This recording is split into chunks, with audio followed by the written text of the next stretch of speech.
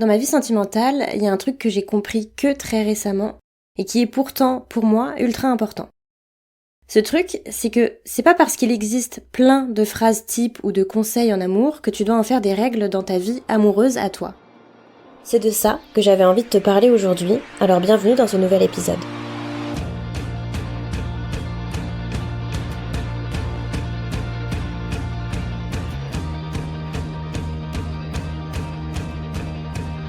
Amoureusement vôtre, épisode 7, l'amour n'a pas de règles.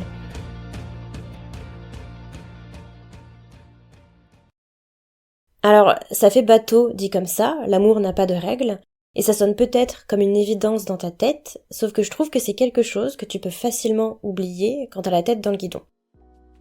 Je prends mon exemple personnel parce que je veux absolument pas parler pour les autres, mais dans ma vie de manière générale, et surtout en amour et dans mon célibat, j'ai toujours donné énormément d'importance à la vie des autres. D'ailleurs, je suis en train de me dire que ça pourrait faire l'objet d'un épisode à part entière, un peu court, où je te partage mes réflexions. Mais bref, je trouve, ou du moins j'ai l'impression, que l'amour, c'est le sujet où tout le monde va avoir un conseil à te donner, où il existe des centaines de dictons ou de phrases types, et ces conseils ou dictons, à la base, ils sont bienveillants, ils sont là pour t'aider dans une situation. Le souci, c'est que, généralement, je me suis basée sur ces conseils-là dans ma vie amoureuse à moi, comme si c'était des conseils universels ou des normes. Alors que c'est loin d'être le cas, parce que si un conseil a marché un jour pour quelqu'un, ça veut pas dire que ça marchera forcément pour toi. L'amour, ça touche à ta personnalité, à tes expériences, à tes ressentis, à ta façon de voir et de vivre les choses. L'amour, ça touche à ton unicité. Du coup, de baser sa vie amoureuse sur des conseils ou phrases types qui peuvent faire de l'amour une norme, entre guillemets, au final, même si ça part d'une bonne intention, encore une fois, ça peut te bloquer, te mettre une certaine pression ou même te faire culpabiliser si ces conseils ne fonctionnent pas sur toi ou dans ta situation. Et c'est pour ça que je voulais en parler aujourd'hui, pour relativiser un petit peu sur tout ça. Plusieurs fois, dans mes précédents épisodes, il y a eu le sujet de se construire et être bien avec soi-même, avant de pouvoir être bien avec quelqu'un d'autre et construire quelque chose avec lui ou elle. Et j'ai un couple d'amis qui m'ont fait un vocal à ce sujet que j'avais envie de te partager. Je tiens juste à préciser qu'ils sont actuellement en voyage en Asie et du coup, ils étaient très probablement dans un bus pendant qu'ils ont fait ce vocal, d'où le son de fond, mais c'est pas grave parce qu'ils nous font un petit peu voyager avec eux du coup. En vrai, un thème qu'on a vu qui revenait souvent dans tes 4 épisodes, c'est un peu le fait d'apprendre à se découvrir soi-même. Ouais, s'aimer soi-même pour être aimé en fait. Ouais, voilà, que d'abord il faut un peu faire ce travail sur soi-même avant de trouver quelqu'un qui nous aime aussi. Et on n'est pas tout à fait d'accord avec, dans le sens. C'est possible. En fait, ouais, c'est juste que c'est pas la seule solution.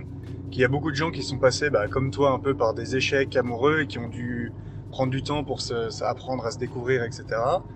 Et en vrai, c'est une manière de faire, mais c'est ce qu'on se disait avec la chick, c'est que des fois, tu peux aussi apprendre à te découvrir toi-même et apprendre à t'aimer en étant dans une relation.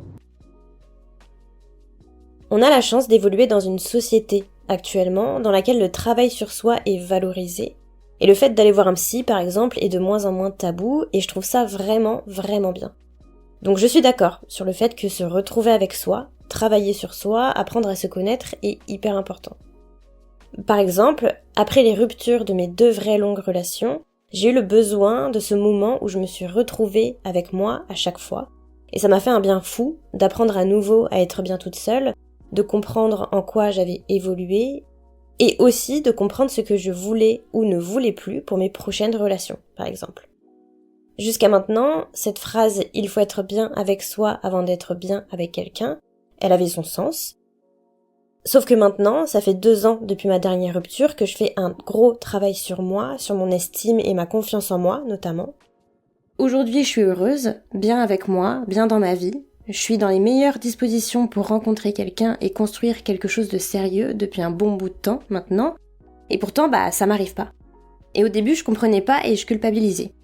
En fait, je croyais que tout le travail et tous les efforts que j'avais faits étaient pas suffisants et que je méritais pas encore l'amour. Alors que ça a rien à voir avec ça, c'est juste que l'amour, c'est pas quelque chose que tu obtiens en cochant des cases sur une to-do list. C'est une question de timing, de circonstances, de rencontres, des fois imprévues ou inattendues. Parfois, malgré tous les efforts que tu fais et toute la bonne volonté que tu mets, l'amour tarde à venir. Et ça dépend pas de toi. Ça diminue en rien la valeur de tout le travail que tu as fait, et encore moins ta valeur à toi ou le fait que tu mérites de rencontrer quelqu'un et d'être aimé. Dans le sens inverse, tu peux te retrouver dans une situation où tu ressens le besoin de te retrouver avec toi, par exemple après une rupture très récente, et tu te dis que tu vas attendre un petit bout de temps avant de t'ouvrir à nouveau aux rencontres et te remettre avec quelqu'un, et paf, quelqu'un arrive dans ta vie à ce moment-là, alors que tu te sentais pas spécialement prêt ou prête. Et c'est pas parce que cette personne arrive à un timing que tu n'avais pas prévu que ça va t'empêcher de faire le travail que tu voulais faire sur toi. Au contraire, cette personne va peut-être pouvoir t'aider à le faire, ce travail. Pour continuer dans cette idée, je te laisse avec mon amie Clara et ses 12 paroles. Je trouve qu'aujourd'hui, beaucoup de personnes conseillent aux gens célibataires de d'abord travailler sur eux-mêmes, d'être la meilleure version d'eux-mêmes pour pouvoir ensuite rencontrer, attirer la bonne personne. Et même si ça part d'une intention plutôt bienveillante, je trouve que ça peut finalement mettre un peu la pression.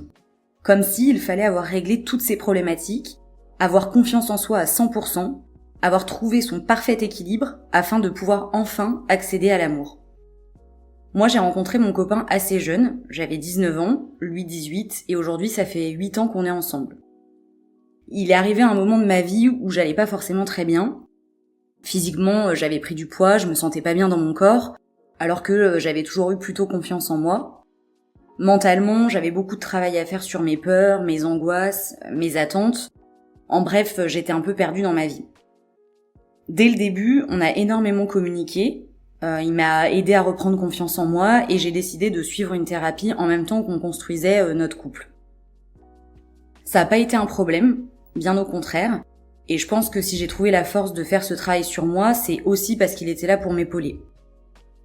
Et je pense que ce qui fait que ça marche aussi bien entre nous encore aujourd'hui, c'est que finalement, on a grandi ensemble et qu'on s'est aidé à grandir l'un l'autre. Pour moi, prendre le temps de se construire soi-même, c'est pas incompatible avec le fait de construire en même temps les bases de son couple.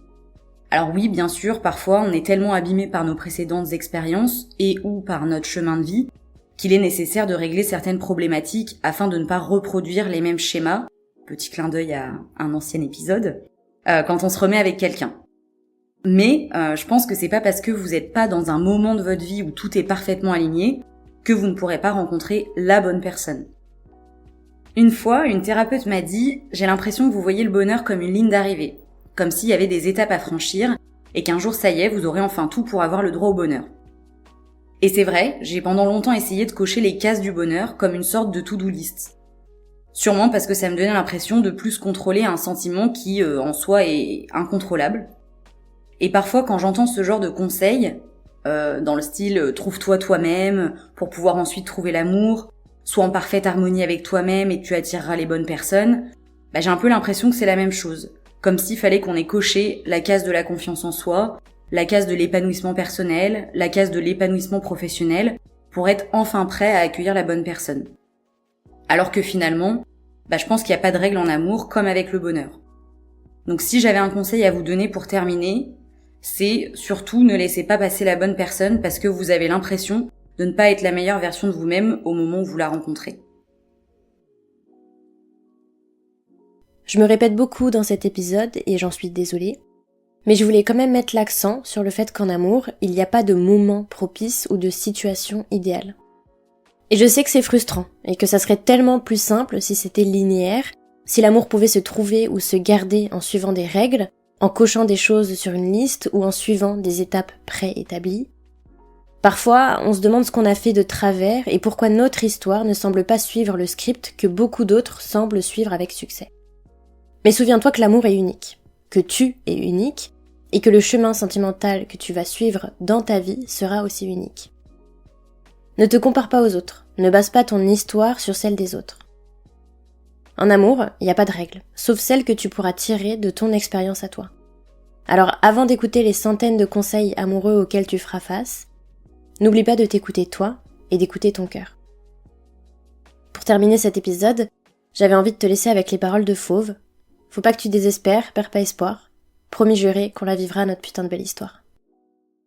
J'espère que ça t'a plu. Je te donne rendez-vous dans 2 semaines pour un nouvel épisode. Prends soin de toi, amoureusement vôtre.